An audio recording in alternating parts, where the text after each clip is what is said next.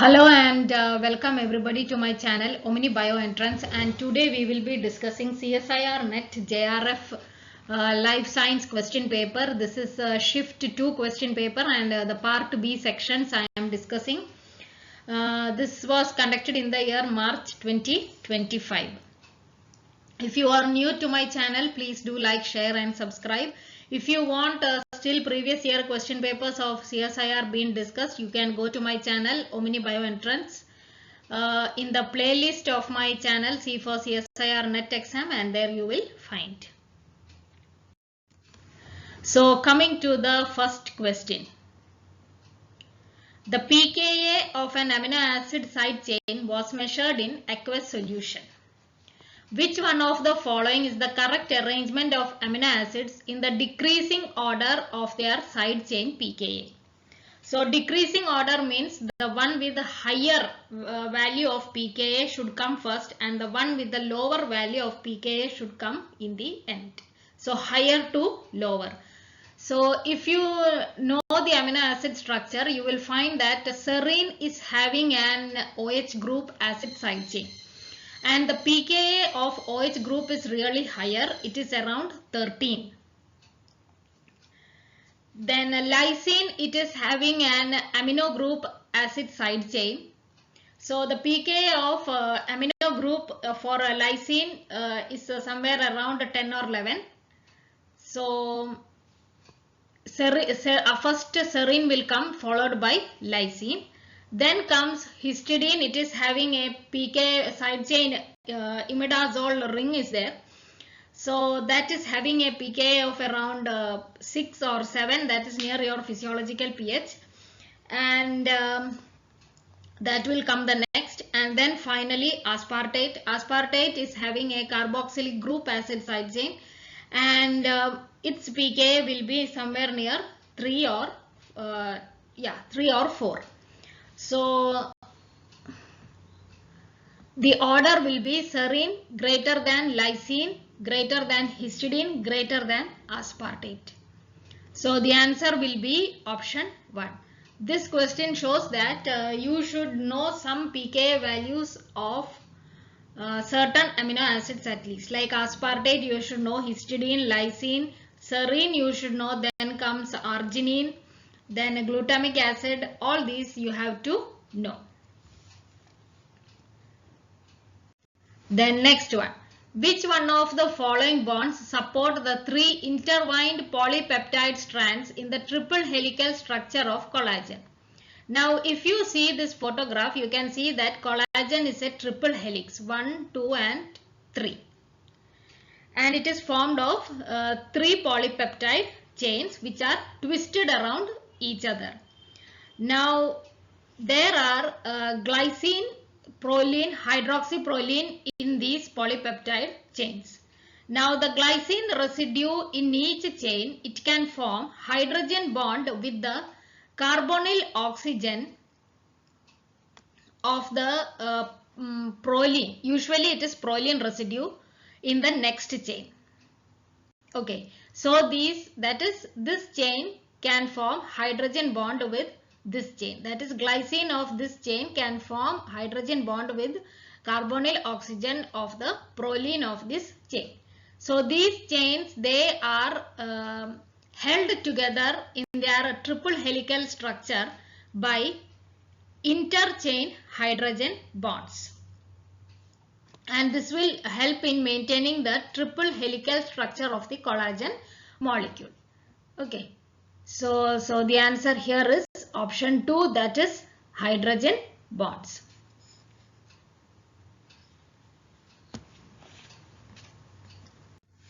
Then next one. Skeletal muscle cells need to convert pyruvate to lactate while sustaining anaerobic respiration too.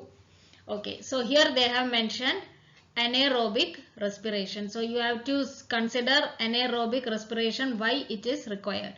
Facilitate TCA cycle, that will come under aerobic respiration. So that is not going to be the answer. Maintain the acidic extracellular environment, that is also not correct. Recycle NADH, generate more ATPs from NADH. Now we will see. So when do the skeletal muscle require anaerobic respiration? Usually in intense exercise. So oxygen supply will become insufficient and the muscle cells, they will start to rely on anaerobic glycolysis to produce more energy. Now glycolysis, you all know, it breaks down glucose to pyruvate releasing ATP. You can see here ATP, and in the process NAD plus is converted to NADH. Now since it is anaerobic respiration that the muscle cells are relying upon, there will not be the involvement of the electron transport chain of mitochondria, and thereby it will not be able to regenerate NAD plus, which can be used again in glycolysis step. So in order to overcome that, the muscle cells, they undergo anaerobic respiration converting pyruvate to lactate by the help of the enzyme lactate dehydrogenase. Now lactate dehydrogenase, it will utilize this NADH produced in glycolysis step and convert it to NAD plus so that it can again be utilized in glycolysis and thereby release energy for muscle cells. Okay. So the answer here will be recycled NADH. Generate more ATPs from NADH also is not correct. Okay. Then, now which one of the following properties is not responsible for the self-repair nature of ruptured biological membranes? Now you all know that biological membrane is amphipathic. That is, it is having and the biological membrane, the main component are your phospholipids, and these phospholipids, they have a polar head group and a hydrophobic side chain.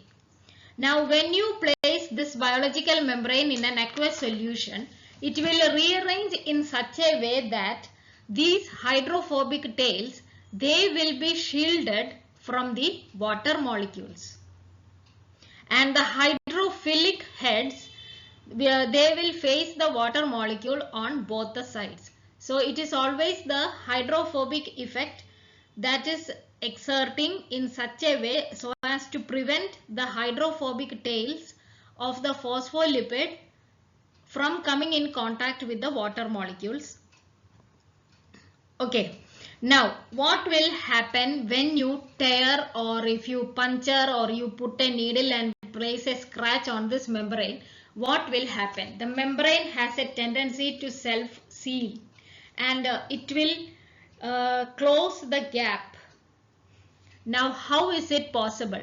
This is because the hydrophobic effect of these phospholipid tails,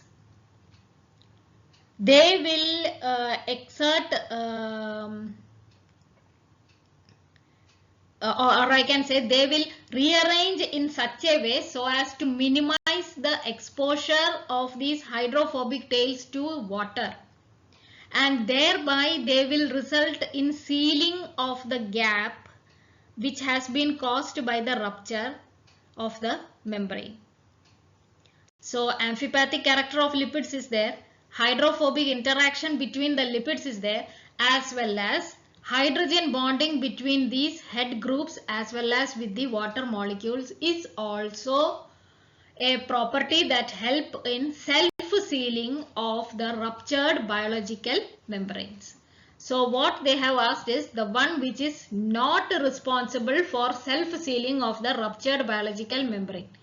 So the amphipathic character of lipids, yes. Hydrophobic interaction between lipid molecules, yes. Hydrogen bonding between the head group of the lipids and water, yes. Covalent interaction among lipid molecules. These hydrophobic interactions, they are non-covalent interactions, they are not covalent. So your answer is option 4, that is covalent interaction among lipid molecules.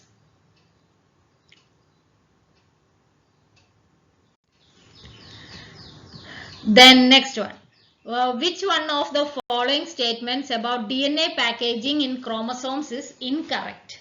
Now you know the DNA, it is a double helical. See over here, it is double helical, and that is the simplest level of chromatin. Then what happen is the DNA, it wraps around the histone octamer, forming what is called as the nucleosome. Then comes your H1 histones that will again result in higher order of packaging of the DNA into what is called as a 30 nanometer fiber. Then comes the formation of the loops, that is still higher order of packaging of the chromatin, and these loops are or this looping of the chromatin is carried out by the proteins called as condensins. And in mammals there are two types of condensins, that is condensin 1 and condensin 2. Condensin 2 is the first one to form the loop, and it creates initial large chromatin loops, and condensin 2 it will form loops within these larger loops, and thereby more looping and tighter winding of the loop around each other, as well as on the central axis of the chromosome, will result in a more compact structure, and thereby result in the tight coiling of the of the DNA, resulting in the formation of chromosome. Okay, so now what they have asked. Condensin 1 create loops of nucleosomal chromatin for packaging in mitosis. That is correct. They have asked for the incorrect statement. Histone H1 is required for higher order packaging of mammalian chromosome. I already told that. Histone forms hydrogen bond with the sugar phosphate backbone of DNA. Of course, DNA is negatively charged because of the phosphate backbone. Histone is having more of arginine and lysine amino acids which are positively charged, and these two, they will interact to form electrostatic interaction between the histones and the DNA backbone, as well as there are other bonds like the hydrogen bonds, that is between the amino acid backbone of histone and the phosphodiester backbone of DNA. Hydrogen bonds are present. Then there are other hydrophobic interaction as well as salt linkages that will hold the DNA to the histone proteins. So 3 is also correct.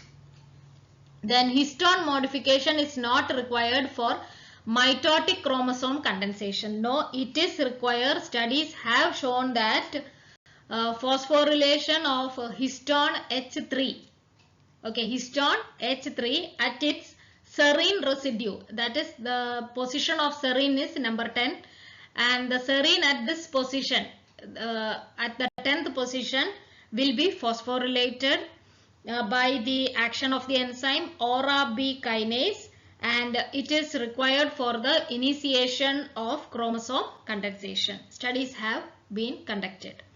So you cannot say that histone modification is not required for mitotic chromosome condensation. You cannot say, and that is your answer. Then it is mainly required for epigenetic control of gene expression in interphase. That is correct. You know, histone modifications by various acetylation, methylation, all these are required for epigenetic control of gene expression. Okay, so that statement is correct, but histone modification is not required is not correct. It is required for mitotic chromosome condensation. Then next one. 10 bacterial cells are inoculated into 10 ml of luria broth and grown for 10 hours with shaking at 37 degrees Celsius. What will be the approximate number of bacteria in the flask at the end of 10-hour incubation? The doubling time of this bacterium is approximately 20 minutes. Now you know the formula Nt is equal to N0 into 2 raised to N, where Nt is the number of bacteria at time t and N0 is the initial number of bacteria. Then small n, this 2 raised to N, it is given by the formula capital T by G. T is a time elapsed and G is the generation time. That is the time it takes for the bacteria to divide. Now substitute in the formula. So n, first we have to calculate the value of small n. So that is 10 into 60 minutes. That is, you convert this 10 hours into minutes. So multiply by 60. So 10 into 60 will give divided by generation time they have given us 20 minutes. That is the doubling time. Okay, that is generation time, that is they have given us 20 minutes and you will get it as 30. Now substitute the value of small n in this formula. So Nt is equal to N0, you know, initial number of bacteria, that is 10. Okay, so 10 into 2 raised to n, that is 2 raised to 30. 10 bacterial cells. Okay, so N0 is 10. So 10 into 2 raised to 30, or you can split 2 raised to 30 into 2 raised to 10 raised to 3. So 3 into 10 will be 30. Okay, so you can split it like that. Now 2 raised to 10, you know it is 1024. You have to know that value. Okay, you would have learned it during your aptitude practice. So 2 raised to 10 is 1024, or you can round it off to 1000. So that will be 10 raised to 3. So 10 into 10 raised to 3, the whole raised to 3, that will be 10 into 10 raised to 9, that will be 10 raised to 10. So the answer here will be option 4. Then next one. Which one of the following statement best describe the function of the snare protein complex in vesicular transport? Now what is the vesicular transport? It is a cellular process where materials are moved within the cell, or they can be exported outside of the cell also. And for this process, these materials, they are packaged into certain membrane bound sacs called as the vesicles. And these vesicles, they transport these proteins, or it can be lipids or your carbohydrate molecules or other molecules. It can be between the endoplasmic reticulum and the Golgi, or between the plasma membrane also. And this vesicular transport, it is mediated by the snare proteins. And there are two type of snare, that is V snare that is present on the vesicle, and the T snare that is present on the target membrane. Now the speciality of this vesicular transport is that the transport vesicle, it should specifically recognize the correct target membrane. That is, if your transport vesicle is carrying the lysosomal enzymes, it has to go and deliver these lysosomal enzymes to lysosome itself. It shouldn't go and deliver it to the Golgi or endoplasmic reticulum or other organelles. Okay, so specificity should be there. Then the vesicle and the target membrane, they should fuse and thereby release the contents into the target organelle. So these things have to be taken into consideration for vesicular transport. And the fusion between the target membrane and the vesicle membrane is mediated by the snare proteins. Okay. Now coming to the steps. The first step is the tethering. So this is mediated by tethering proteins present on the target membrane and the RAB GT bases which are present on the vesicle. And these RAB GT bases, they are activated when bound to GTP. And these RAB GT bases, they are recognized by the tethering protein present on the target membrane. The next step is the docking, and in this step there is pairing between the specific T snare as well as the V snare, and thereby it will bring the vesicle and the target membrane close together, resulting in zippering of the membrane of the target and the vesicle, and thereby there is rearrangement of the lipid molecules in the membrane, resulting in fusion pore, and there will be release of the cargo inside the target organelle. Now once this is done, the snare proteins, they will disassemble and separate. Okay. Now this disassembly of the snare proteins is mediated by the action of NSF proteins as well as SNAPs or soluble NSF attachment proteins. So NSF and SNAPs, and NSF, it is an ATPase. So ATP dependent disassembly is taking place for the snare proteins, and the disassembled snare proteins, they are made available again for subsequent or the next round of vesicle fusion. So this is what is taking place in vesicular transport with the help of snare proteins. Now read the option. It catalyzes hydrolysis of GTP to GDP during vesicle movement. If that was the case, then RAB will not get activated. If it has to function, then it should be GTP bound, not GDP bound. If GTP is hydrolyzed to GDP, then RAB will not be able to bind by the tethering protein. So that statement is not correct. Then it provides structural support to microtubule network. So that's also not correct. No microtubules are involved. It facilitates the fusion of vesicle and target membrane. Yes. So snare proteins, they are involved in the fusion of the vesicle and the target membrane. That is correct. It transports cargo along actin filament via motor proteins. No, that is also not correct.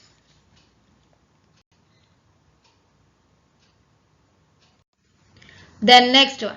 During the most common form of protein glycosylation in the endoplasmic reticulum, a preferred precursor oligosaccharide which is transferred as a complete unit to the asparagine residue in a protein is. So what and all glucose molecules or carbohydrate molecules or oligosaccharide molecules are attached before the oligosaccharide is transferred to the asparagine residue of the protein in endoplasmic reticulum lumen during the glycosylation of protein in endoplasmic reticulum. That is what they have asked. Now you know that the glycosylation in endoplasmic reticulum is N-linked glycosylation. And the glycosylation is nothing but the attachment of oligosaccharide or the glycan to the protein or the amino acid of the protein. And usually the amino acid in N-linked glycosylation, it is your asparagine residue. Now N-linked glycosylation, it occurs in two phases, that is the one which is taking place in the cytoplasm and the other half which is taking place in the endoplasmic reticulum lumen. So the first phase that is taking place in the cytoplasm, during this phase there are, before that there are dolicol molecules on the endoplasmic reticulum membrane. Now on to this dolicol phosphate molecule, UDP 2 molecules of UDP N-acetyl glucosamine. See, these blue ones, they are the N-acetyl glucosamine residues, are attached to the dolicol by means of pyrophosphate linkages. Okay. Then 5 GDP mannose residues are attached on top of this N-acetyl glucosamine residues, and this is carried out by glycosyl transferase. So how many N-acetyl glucosamine molecules? 2. And how many mannose? 5. This is taking place on the cytoplasmic side of the endoplasmic reticulum. Now the whole thing, this whole thing is shifted or translocated to the endoplasmic reticulum lumen for further addition of oligosaccharide molecules. Now only 5 mannose residues are added here, and again in the lumen 4 more mannose residues are added. See here, 4 more are added, along with 3 molecule of glucose is added. So now what happens? 2 N-acetyl glucosamine molecules, 9, that is 4, and then these 5. So 4 plus 5, 9 mannose residues, and 3 glucose molecules are added. Now this whole thing that is transferred to the asparagine residue present in the consensus sequence. That is, what is the consensus sequence for the transfer of this oligosaccharide unit to the asparagine? It is asparagine X serine or asparagine X threonine. This consensus sequence present in the nascent polypeptide sequence is the target for the transfer of this glycan to the asparagine residue of the nascent polypeptide chain synthesized on the endoplasmic reticulum, and which has entered the endoplasmic reticulum lumen. Okay.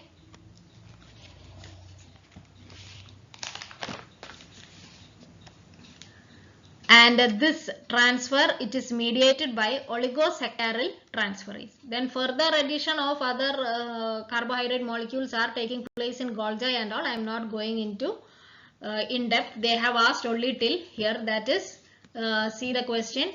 During the most common form of protein glycosylation in the endoplasmic reticulum, a preformed precursor oligosaccharide, that is this precursor oligosaccharide, which is transferred as a complete unit. So this thing as a whole is transferred to the asparagine residue. See here, asparagine residue in a protein is. So what are the components of this whole oligosaccharide unit is what they are asking. So it's all, I have already told, it is having 2 N-acetyl glucosamine residues, then 9 mannose residues, and 3 glucose residues. So that makes the answer as option 2. Then next one. What is the correct order of enzyme actions during the long patch base excision repair in humans? Okay, now base excision repair, you all know, it is taking place when your DNA is damaged. Now the DNA damage can be by presence of oxidized bases, or it can be by oxidative damage resulting in the formation of 8-oxoguanine, or it can be the damage caused by alkylating agents, that is resulting in the formation of 3-methyladenine or 7-methylguanosine, or it can be because of the deamination mechanism, that is hypoxanthine, which is formed by the deamination of adenine, or xanthine formed by deamination of guanine, or it can be because that a uracil is inappropriately incorporated into the DNA, or this DNA or the uracil is formed by the deamination of cytosine. All these things can call for a base excision repair in living organisms. Okay, so the base excision repair, it is of 2 types, that is the short patch base excision repair and the short patch base excision repair and long patch base excision repair. In a short patch, only a single nucleotide is removed, and in place of that the correct one is incorporated. Whereas in long patch, it replaces a stretch. See here, the black one. A long stretch of nucleotide, that is around 2 to 10 nucleotides are removed, and in place of that a newly formed DNA is synthesized. Okay, that is what is happening in long patch. Now short patch, it can occur in both proliferating as well as non-proliferating cells, and long patch, it occurs in proliferating cells. Okay. Now what are the enzymes that are taking functioning in this long patch and short patch DNA repair? So first two of them are the same in both long patch and short patch repair mechanism. So the first one is by the action of the glycosylase. Now glycosylase, what it does is, see here, this is your correct DNA sequence, that is a base is attached to a sugar molecule, then a phosphate and a base. But see here, this one is not having the correct base because it is removed by the glycosylase. That means the glycosylase, it will flip the damaged base out of the double helix. So this is your central axis of the DNA double helix. The base is facing the central axis, but in this case the DNA glycosylase has flipped it out. It is not facing the central axis of the DNA. It is facing out. Okay, and the damaged base is removed. How? By cleaving the N-glycosylic bond, that is the bond which holds the base to the to the deoxyribose sugar. Okay, that bond is cleaved by the DNA glycosylase, and it result in an AP site or an apurinic or apyrimidinic, or I can say in general A basic site. Okay. Now this A basic site, it will be recognized by the AP endonucleases. Now humans, there are two types of AP endonucleases, that is APE1 and APE2. But APE1, that is the major AP endonuclease in humans. Now what does it do, this AP endonuclease? So it cleaves an AP site, resulting in the formation of a 3' OH. Okay, see here 3' OH. This is your 5' end. See here 5'. So this must be your 5' end, and it result in the formation of a 3' OH and adjacent to a 5' deoxyribose phosphate. This is it. This is the 5', this is the deoxyribose and the phosphate molecule that is attached to this deoxyribose. Okay, that is the result of AP endonuclease cleavage. Now what happens in, now the difference starts between the long patch and the short patch.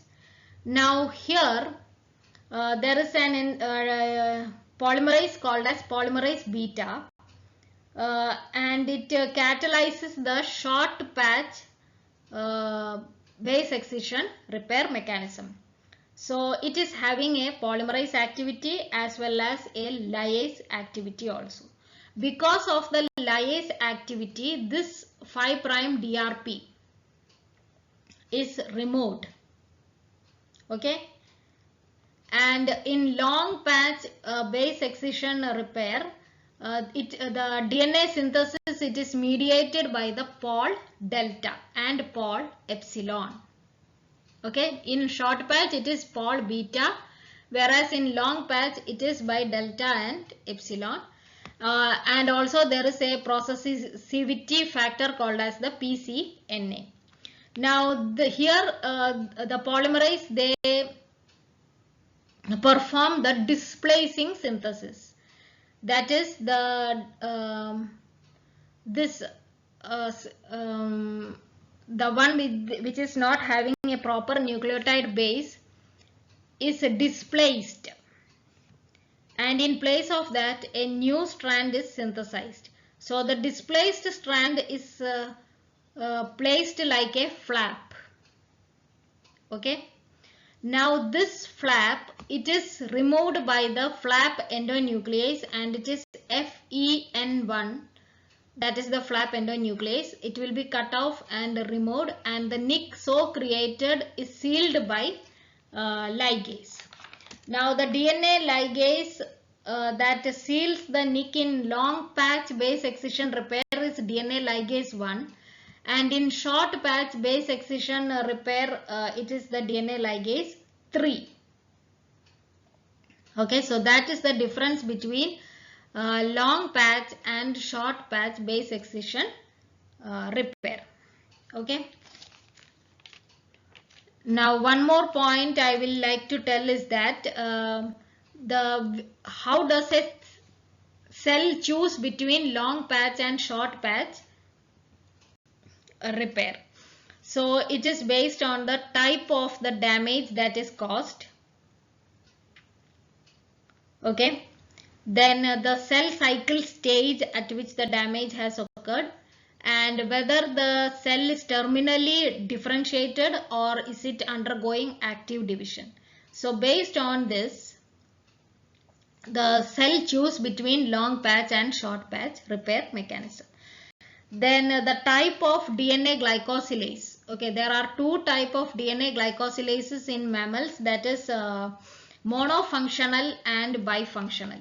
So monofunctional glycosylases, they have only glycosylase activity, nothing else, break and glycosidic bonds.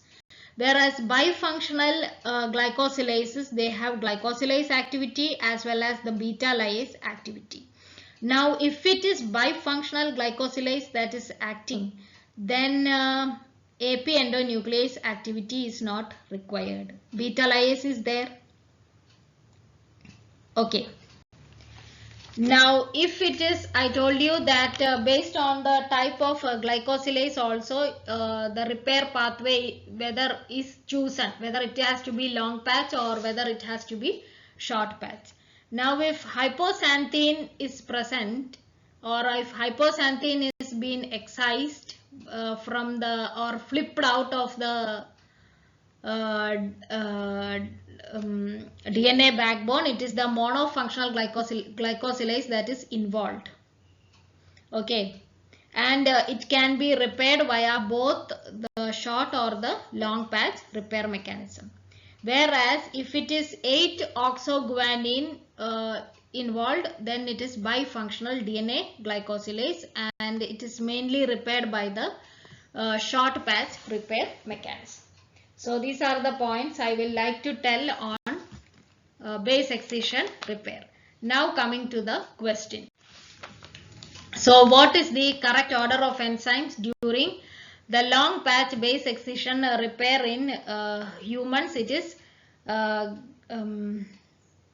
glycosylase, lyase. No, lyase is not involved.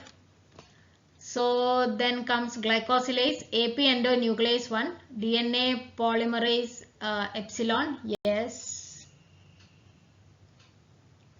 and flap endonuclease 1 or FEN1 and DNA ligase 1.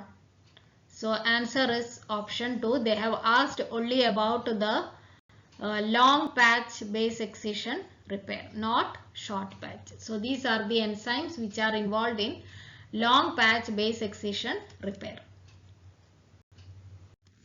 Then before coming to the next question, I will tell you about the various polymerases and their function. So alpha polymerase, it is for initiating DNA replication and in conjunction with the primase. Epsilon is for replication of the leading strand, and delta is for the lagging strand replication. Then gamma is for replication of mitochondrial DNA, and all these, that is eta, kappa, like that. It is for replication of the damaged DNA, and all these alpha, beta, gamma, delta, phi, psi, theta, eta, all these are involved in DNA repair as well as other functions. Now coming to the question, they have given a eukaryotic DNA polymerase in column X and their function in Y.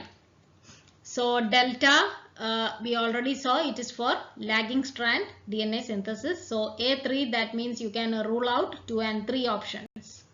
So 2 gone, 3 gone. Now C between 1 and 4. Okay, now epsilon, epsilon is for leading strand DNA synthesis, B4. Okay, in both 1 and 4 it is 4 they have given, so you have to see C. Beta, yes, beta, I told you it is involved in base excision repair. Just now we discussed that. So C1. So that makes option 1 as your answer and 4 not correct. And eta, it is for thymine dimer bypass. So D2. So that's the answer for this match the following. Then coming to what is the mediator complex in eukaryotes. Now before that, for RNA polymerase 2 to bind to the promoter region, the promoter has to be first occupied by the general transcription factors, that is TF2, D, B, F, E, H, like that. These are the general transcription factors. And these general transcription factors, they will recruit and position the RNA polymerase 2 in the promoter region. But not only these general transcription factors, there are other factors also, such as the mediator complex. These mediator complex, they will interact with the general transcription factors as well as RNA polymerase 2 and help in transcription.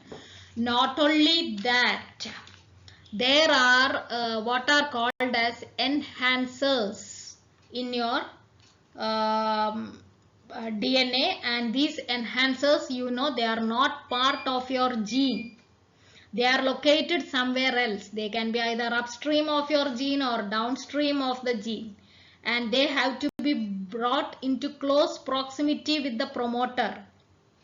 Now that is by the help of looping of the DNA.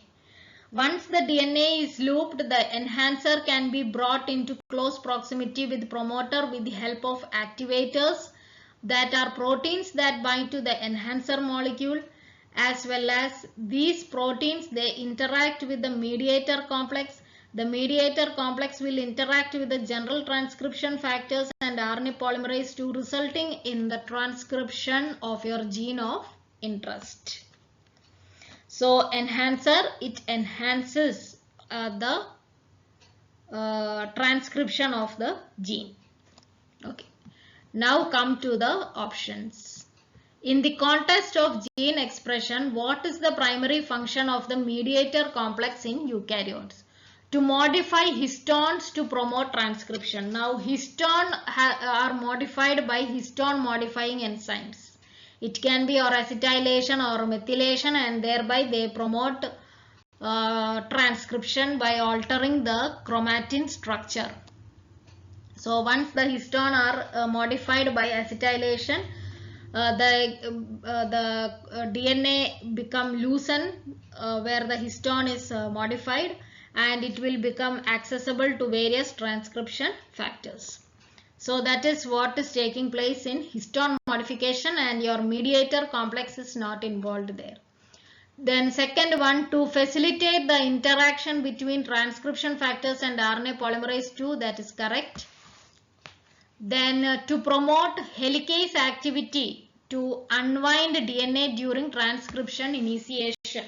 Now during transcription initiation, helicase activity is for your general transcription factor, that is TF2H, and this results in unwinding of the DNA as well as creation of the transcription bubble.